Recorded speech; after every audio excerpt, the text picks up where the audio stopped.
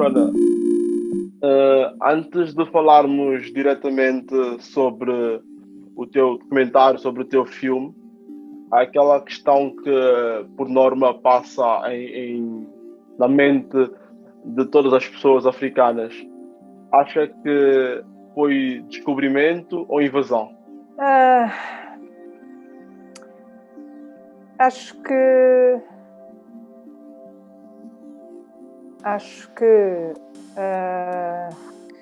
quem saiu daqui julga ter descoberto, mas o que descobriu já lá estava e com pessoas que estavam lá, e por isso foi uma ocupação, digamos assim.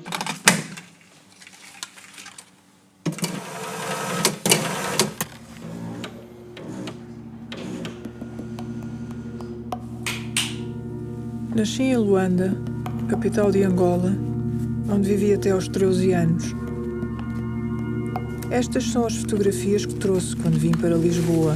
Qual é o material que já tinhas antes de ir à busca da Filipa e do Miguel? Eu estava a fazer uma investigação para doutoramento que era sobre a guerra colonial e percebi que na correspondência era com correspondência de guerra e na correspondência eram trocadas fotografias entre os militares e as suas famílias e amigos, etc. E eu percebi que a troca de fotografias era diferente, portanto as fotografias que iam para a família eram de uma natureza diferente das fotografias que iam para os camaradas de armas e amigos, e isso interessou-me. Tentei perceber se havia trabalho académico de investigação sobre isso e encontrei o livro que é coordenado pela Filipa Vicente, que é o Império da Visão, onde há muitos textos de vários investigadores sobre fotografia colonial, e comecei a pensar que seria interessante fazer um trabalho, um filme, que trouxesse, digamos, estas investigações do espaço académico para o espaço público, o que muitas vezes não acontece e as investigações ficam circunscritas à academia, e eu achei que era interessante tentar fazer com uma linguagem adequada um filme que trouxesse essas investigações para o espaço público, para que as pessoas pudessem ter mais fundamentos para discutir. E fui ter com o Miguel Bandeira Jerónimo, que já conhecia, expus-lhe esta ideia, ele achou interessante, já conhecia o meu trabalho, e depois fomos ter com a Filipa Vicente e ficámos os três a trabalhar o argumento. Portanto, qualquer um deles nos seus campos específicos, a Filipa com a fotografia, o Miguel com a história do colonialismo, podia estar comigo a fazer, digamos assim, o argumento. Esse estudo e essa busca de mais imagens foi muito demorado, foi num curto espaço de tempo. Quando é que vocês perceberam que tinham o suficiente para avançarem com o filme? Porque nós os três, de forma diferente, trabalhamos com arquivos. Nós já tínhamos uma ideia que haveria sempre imagens suficientes para construir uma narrativa. Mas a maior angústia foi perceber que há milhões de imagens em Portugal, e haverá muitas imagens nas ex-colónias, e portanto isso foi um bocadinho angustiante, porque também é preciso escolher, é preciso selecionar, e pronto, e essa parte foi assim um bocado difícil de resolver. Mas pronto, nós depois tivemos bastante tempo dentro de cada arquivo que ali aparece, e noutros arquivos que até depois não entram, a perceber os acervos que existem e as muitas possibilidades de investigação. No fundo, nós começámos a preparar este filme em 2016, 2017, e ele ficou pronto exatamente antes de começar a pandemia. Devia ter sido estreado nessa altura, mas pronto, depois houve estes problemas, aparece agora. Durante o estudo e o processo de investigação, surpreendeu-se mais com os factos que foi descobrindo ou tinha uma ideia não tão romantizada da real situação? Portanto, este filme, e isso é importante não perder de vista, é um filme sobre a forma como a fotografia foi usada para criar uma ideia de império e consolidar essa ideia. E uma ideia em que dizia aos portugueses que o império era muito grande, domínio, Timor, multirracial e em que todos os povos conviviam em paz e harmonia. Obviamente que eu, quando comecei a trabalhar neste filme, já sabia que isso não tinha sido exatamente assim. O filme foi um processo de amadurecimento para perceber que este império de que estamos a falar, que é o império que tem esta baliza da fotografia, portanto, estamos a falar aqui desde o início da fotografia, porque o filme é sobre os usos da fotografia, na transição do século XIX para o XX e até à Revolução. Portanto, é perceber e consolidar essa ideia de que o Império, de facto, estava já fora de tempo, porque já havia descolonizações em curso, já havia países africanos independentes e Portugal continuava a mandar nos anos 50 colonos para os colonatos. E, portanto, as ideias que eu tinha, no fundo, foram mais aprofundadas, digamos assim, e pronto, e acaba por consolidar um pensamento sobre estes materiais que, de facto, de alguma forma, são muito surpreendentes também, porque é preciso estar com eles e vê-los, de facto. Alguma ansiedade para como as pessoas vão receber esse documentário? O meu desejo, e penso que do Miguel e da Filipa, porque eles são co-argumentistas comigo, é que este filme sirva para ajudar à discussão, não é? Ajudar com argumentos que são fundamentados em trabalho de investigação. E não em preconceitos ou em opiniões, porque às vezes há muita discussão no espaço público que é assim, não se diz nada e diz tudo, e depois há muitas coisas que nós percebemos que o que se está a discutir não é exatamente o que parece que se está a discutir.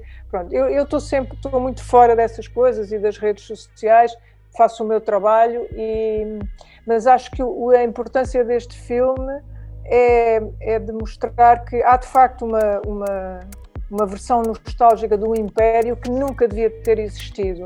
E há outra questão que eu considero importante, é que tem de haver uma destrinça entre a história pessoal, a história pessoal de quem foi feliz lá, e essa história pessoal não se pode confundir com a história a história coletiva, digamos assim, porque por eu ter sido feliz lá, não posso aceitar, não posso achar que isso é o que se lá passou. Por isso, o que eu acho aqui muito importante é nós pensarmos que tem de haver aqui um pensamento. As pessoas têm de perceber, eu às vezes ouço algumas narrativas de pessoas que vieram de lá, como eu, e dizem, mas nós não fazíamos mal nenhum, nós não... E isto é falta de consciência, porque nós todos temos uma história, mas a nossa história não é a história da nação. E eu acho que este filme pode contribuir para dar a perceber como é preciso olhar para a história de uma forma séria, investigando, questionando e percebendo, nomeadamente, por exemplo, pelas fotografias que nós mostramos, que o território, que Portugal não tinha que essas campanhas, por exemplo, de pacificação do território só são pacificação entre aspas, porque foram campanhas brutalmente violentas contra as populações e são campanhas de conquista de um território que não havia direitos laborais, que as pessoas viviam muitas vezes em condições extraordinariamente difíceis, sem os seus direitos garantidos, etc. E por isso, e também um aspecto que, a meu ver, é bastante importante, porque tenho trabalhado nisso, que é o aspecto da guerra colonial, que por causa do uso das fotografias dos massacres feitos pela UPA, criou nas pessoas a ideia, portanto, despolitizou esse assunto e criou nas pessoas a ideia de que a guerra foi uma espécie de ato isolado, começou, mas não se sabia bem porquê, porque se estávamos todos tão felizes juntos, porque é que havia de ter havido guerra? Pronto, eu acho que é preciso desmistificar estas coisas, estas ideias feitas, porque há uma versão soft do que nós achamos que foi o colonialismo, e eu acho que uma das coisas mais importantes ainda é agir na escola sobre isto. Os manuais escolares que nós temos no ensino não servem, não contam esta história. E por isso é um bocado o que diz a Carmen Rosa no filme, no fim.